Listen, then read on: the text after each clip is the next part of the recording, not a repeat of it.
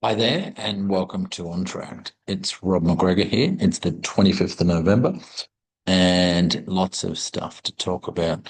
But before I do, I'll just share for those of you who've asked, and those of you that don't know, my daughter Laura, who's worked in the business for many years, had her first baby, so my first grandchild, on the 7th of November. So, little girl, Frankie Jane Ballinger, healthy, well, as is mum. So, thank you for all those that have asked. And yeah, it's certainly start of a new phase, a very exciting phase for me.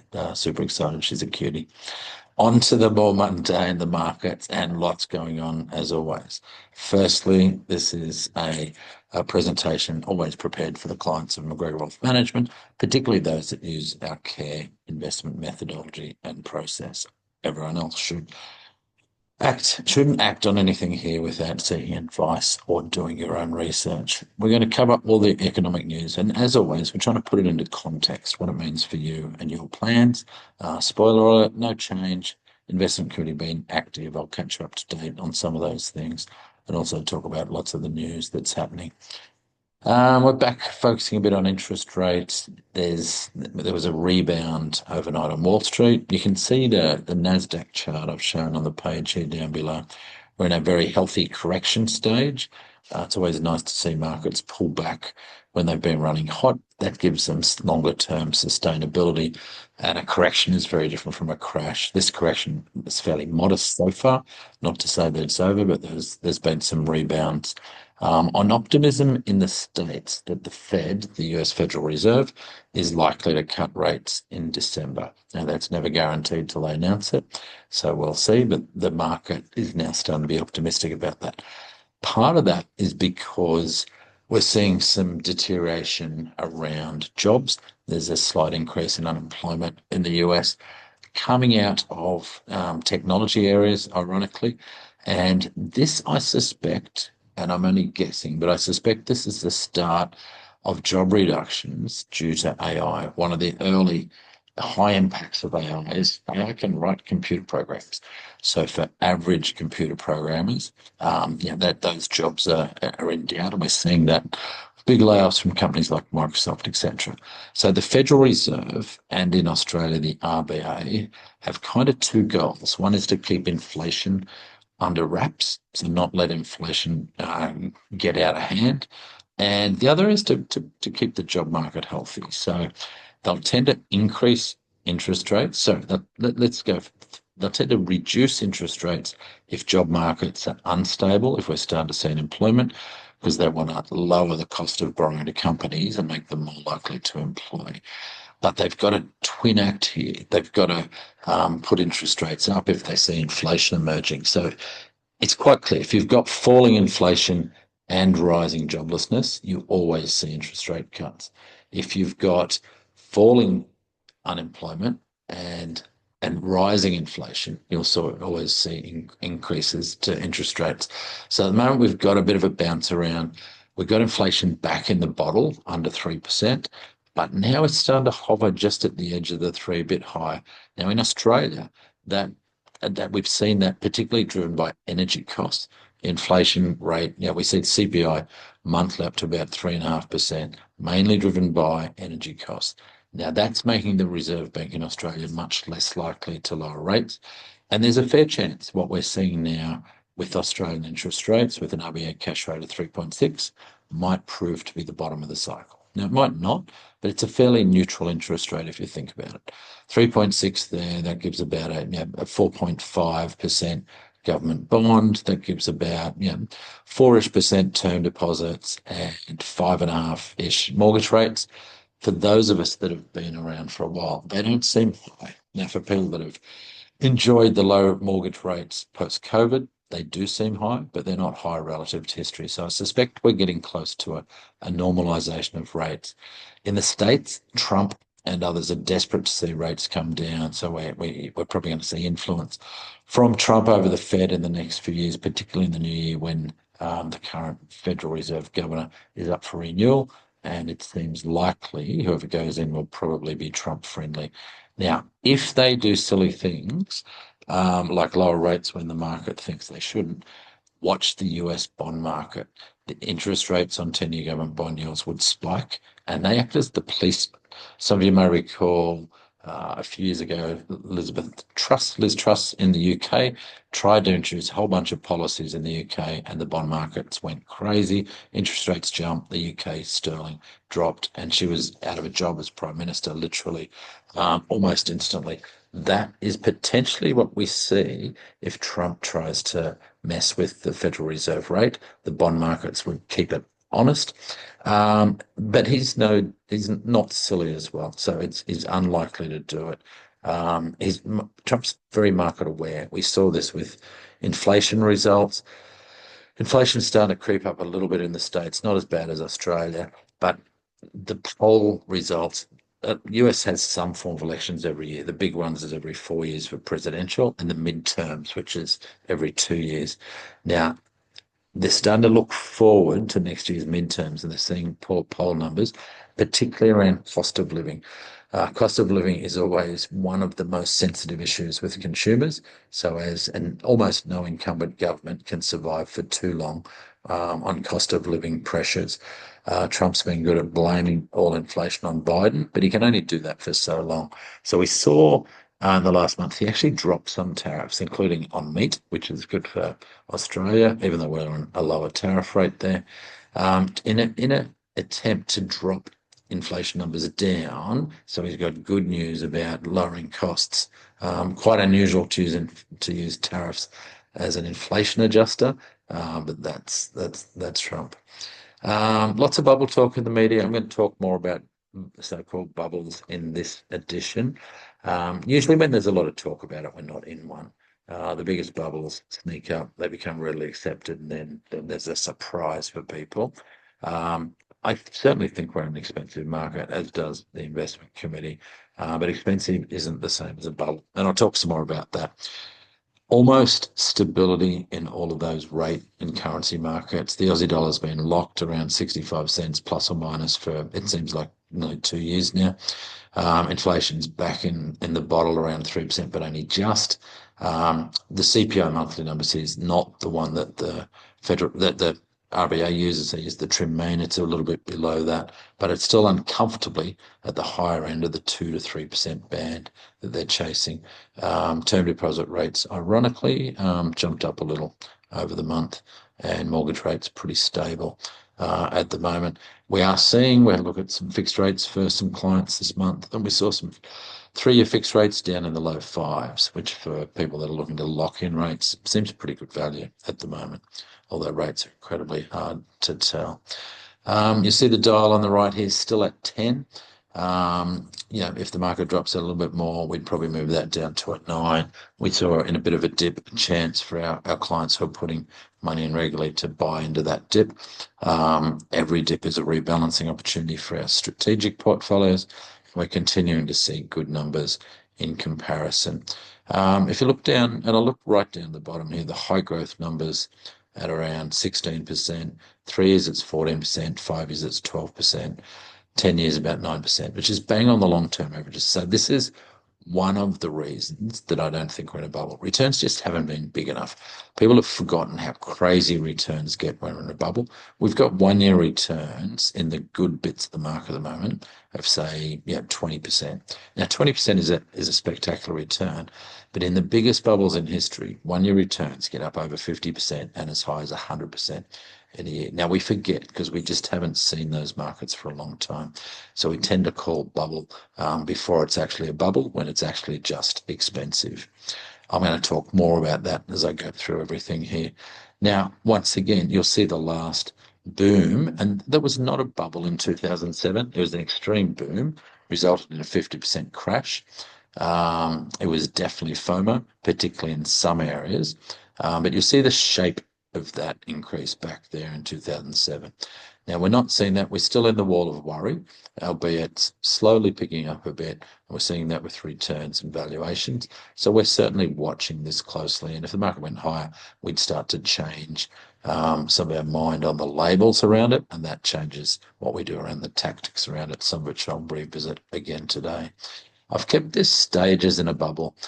diagram in this month just to remind you how crazy a bubble is. Now, the one on the left is not a real chart, but it's the psychological stages, where we markets. And I would, if I was doing this from scratch, and maybe I'll do one, I would have most of the time in a wall of worry where we start to worry less and less.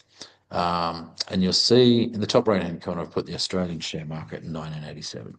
And it was in a great boom from about 1983, where it was rising strongly, occasional dips, the usual wall of worry stuff. And then it went through two pace changes. Firstly, at the start of 1986, where it started to go up pretty hot. And then for the second part of that, where it goes up almost vertical.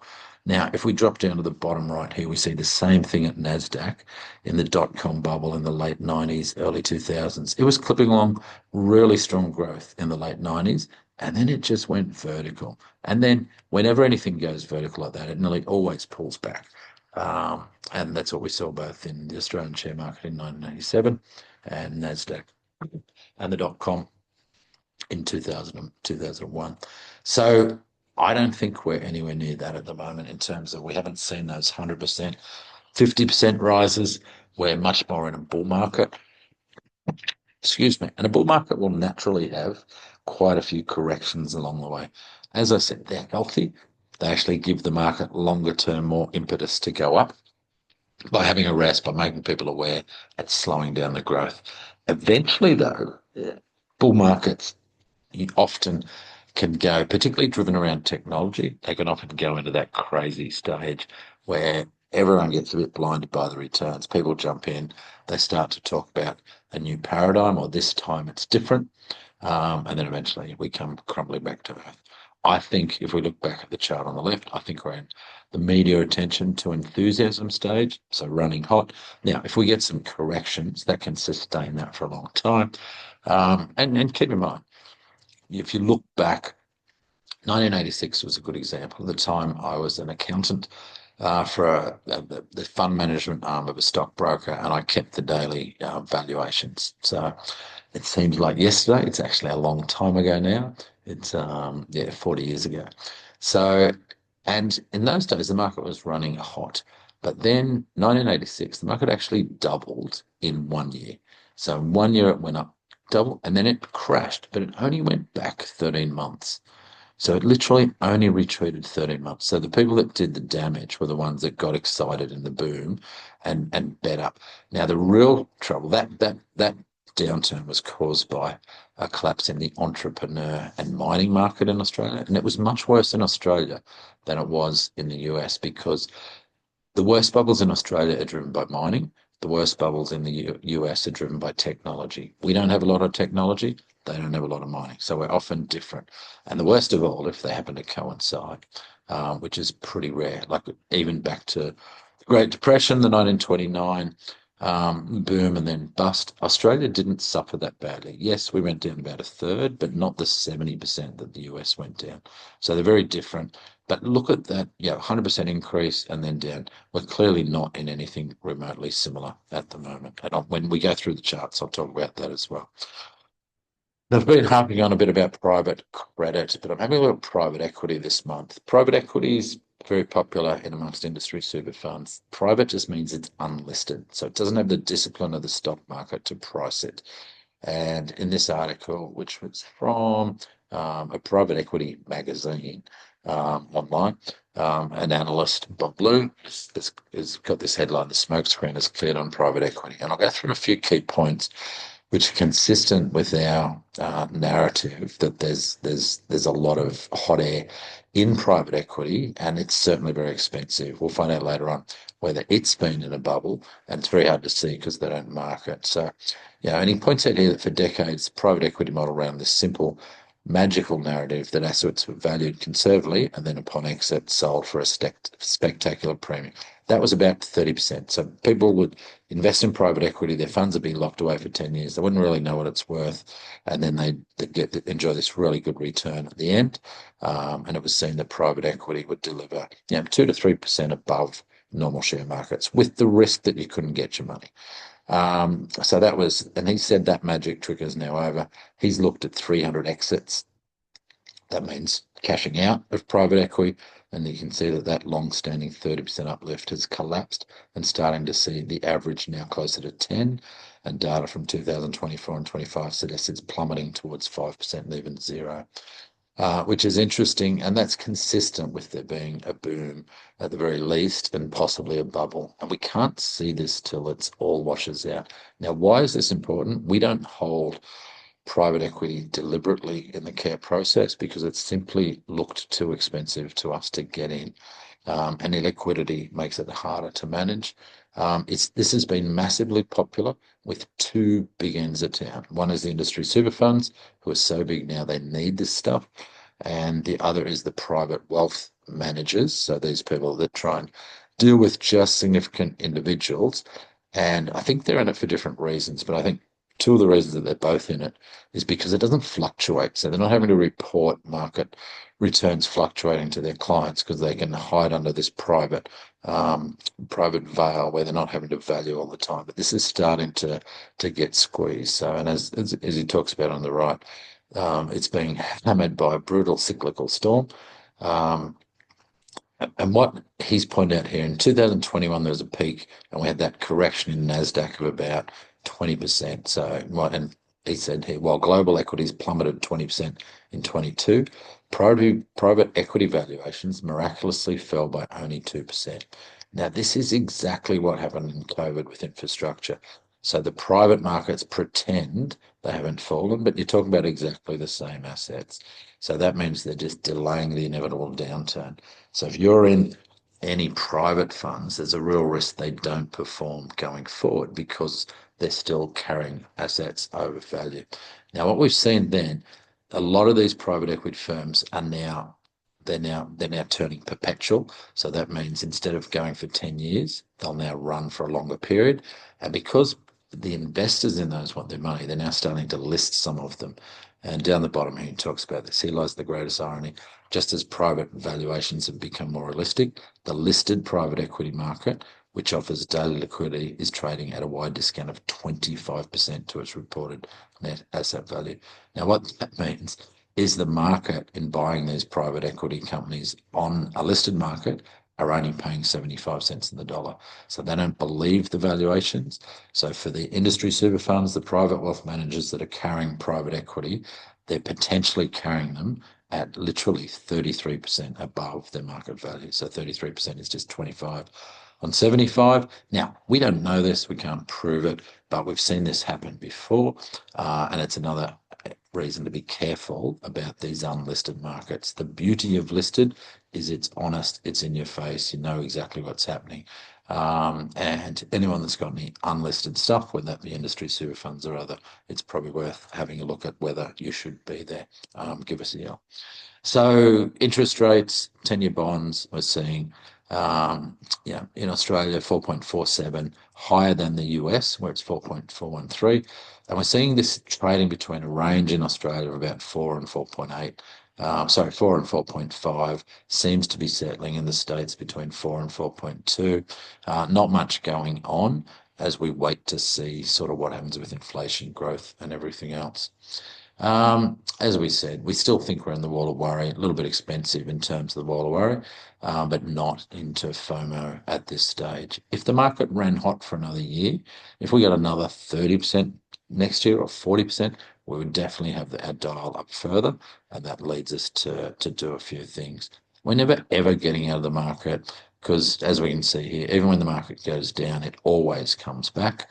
And the danger of looking to try and trade when it's down is high. Having said that, our active portfolio, which makes up 10 to 15% of most portfolios, we're currently 40% cash in, and we'll just look for a chance to buy back when that's down a bit. At the moment, that 40% trade is in profit.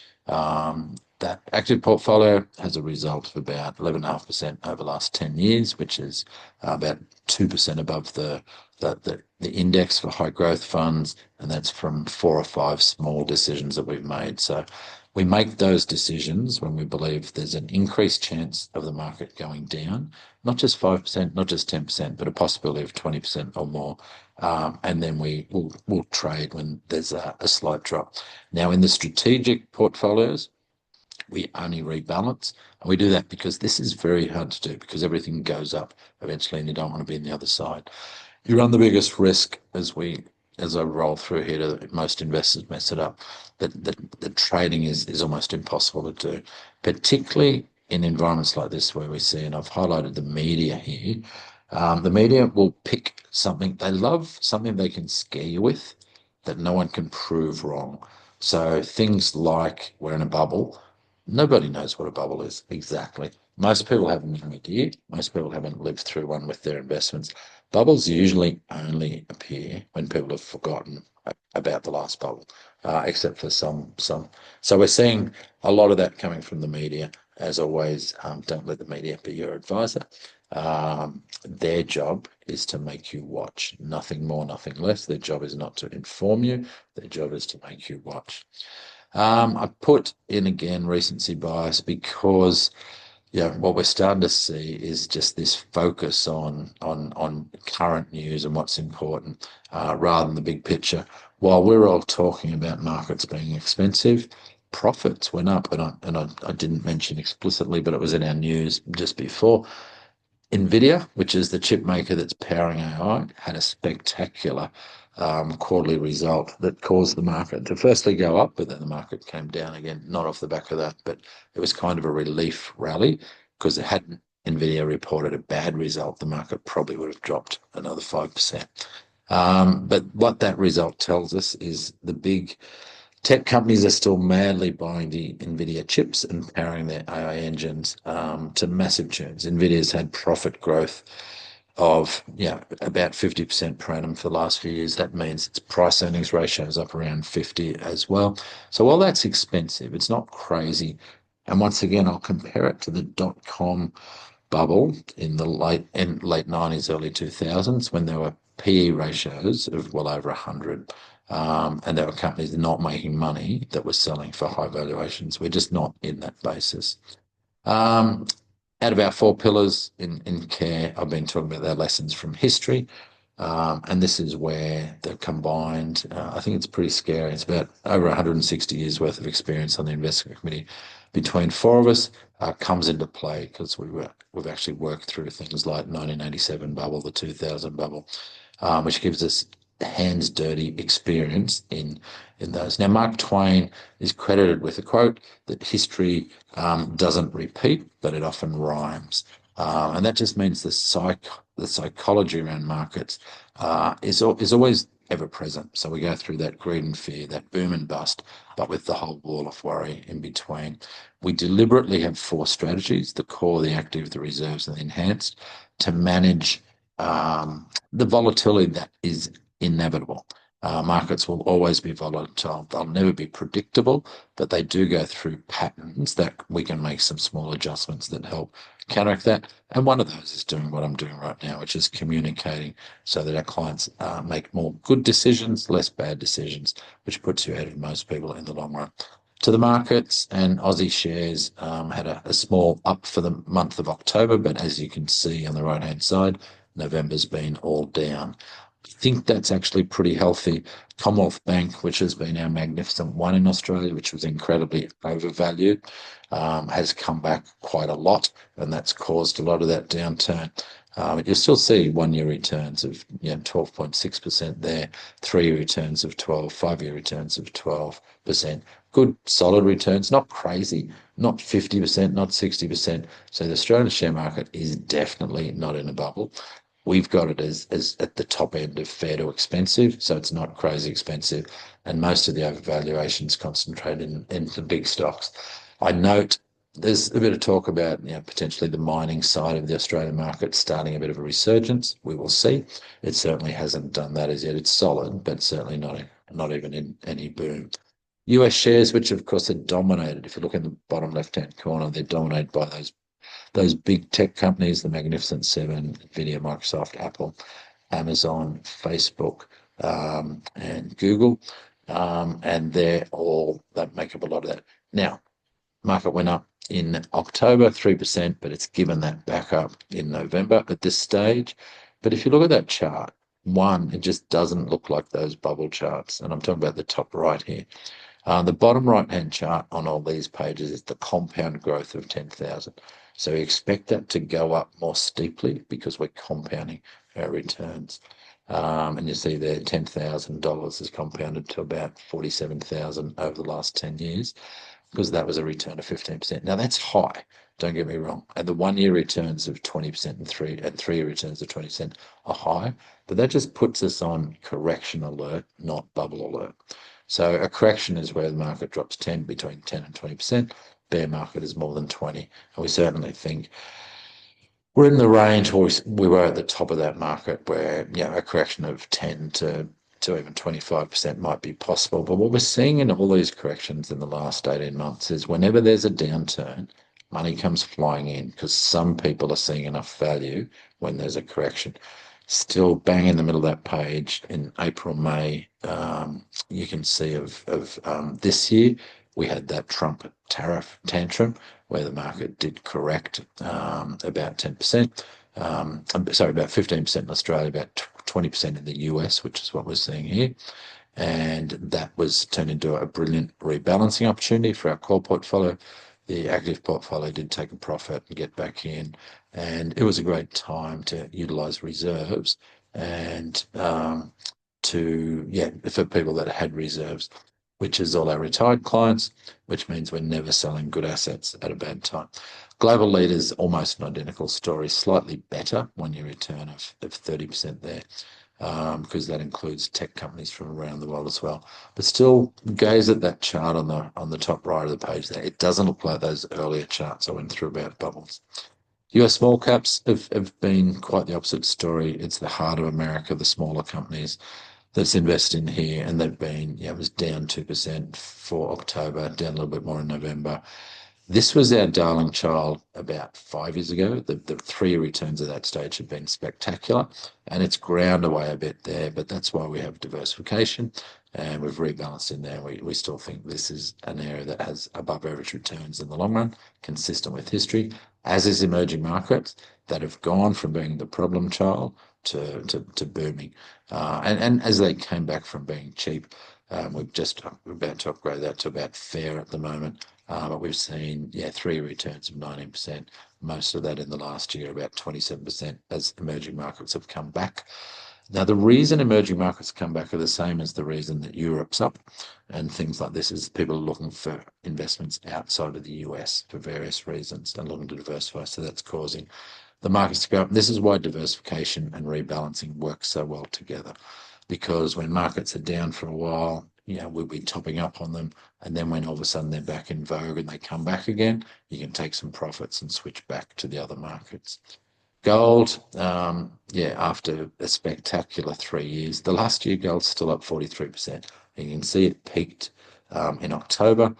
November it was still up, but it's below its peak, but it's still been spectacular. We continue to think that's an important piece of the portfolio as an alternative to all the major currencies in the world, particularly the US dollar, which has some longer term issues with the high government debt there. Now, when I say longer term, we don't think those issues play out inside the next 3, 5, or even 10 years. We're talking big picture, long-term structural stuff, but it's something we certainly pay a lot of attention to.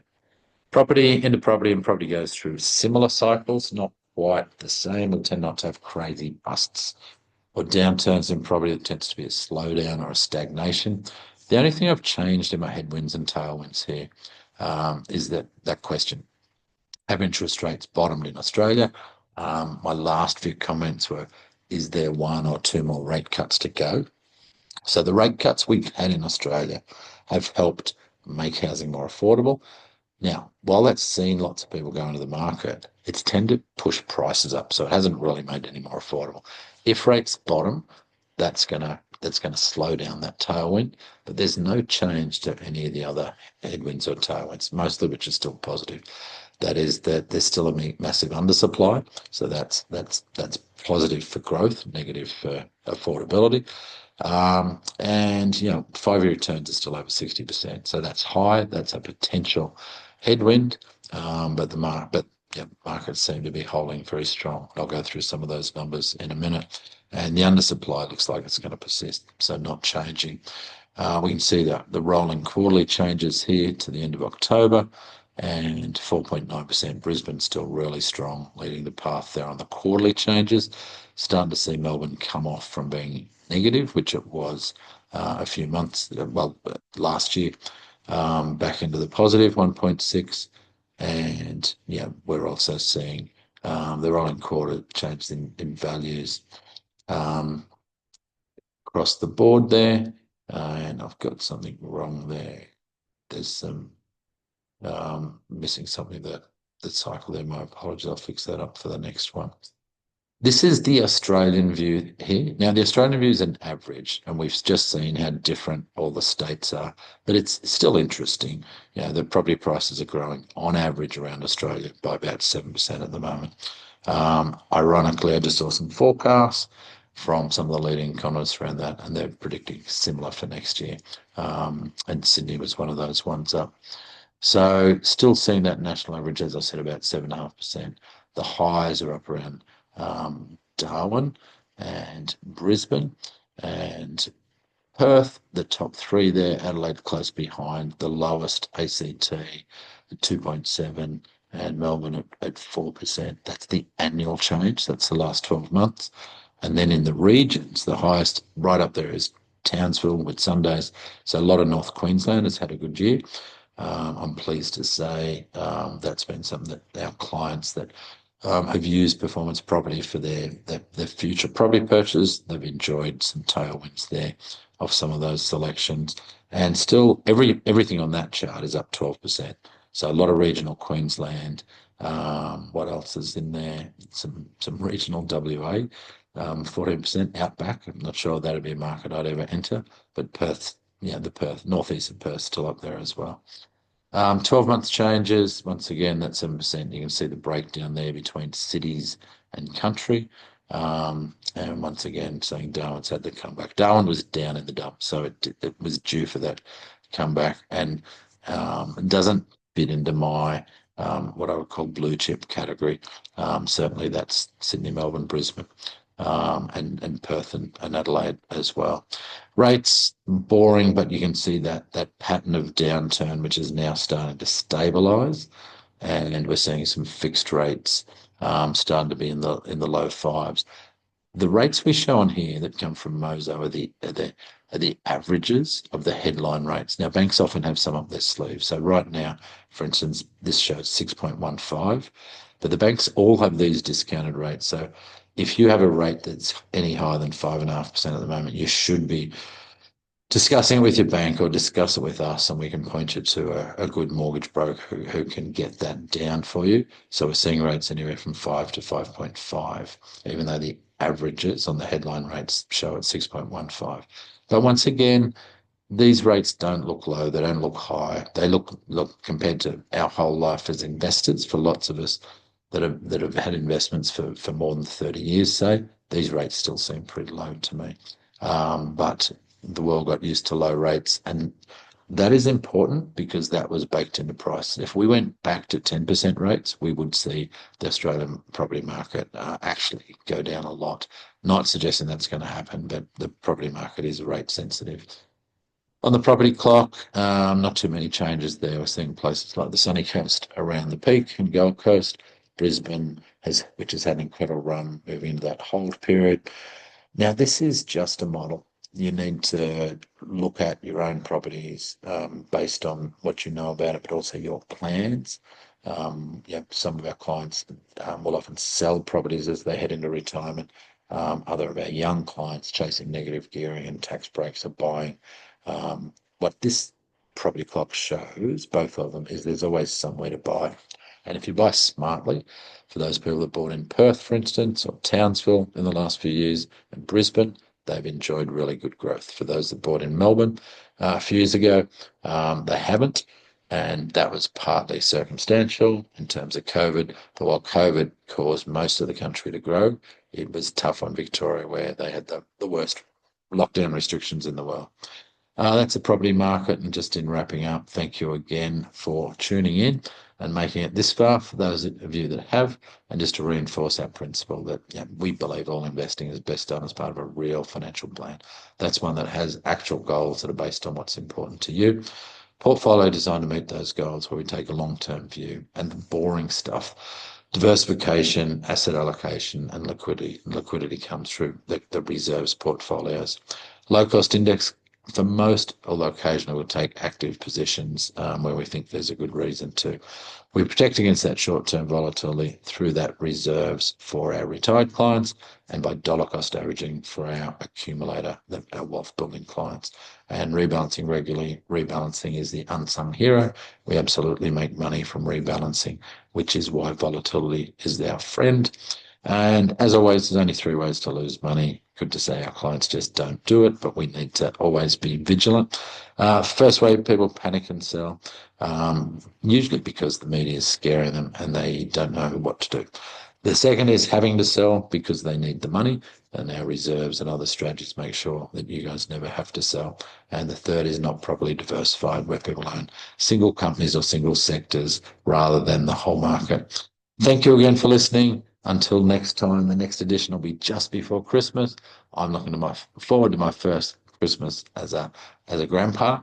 It's weird to say.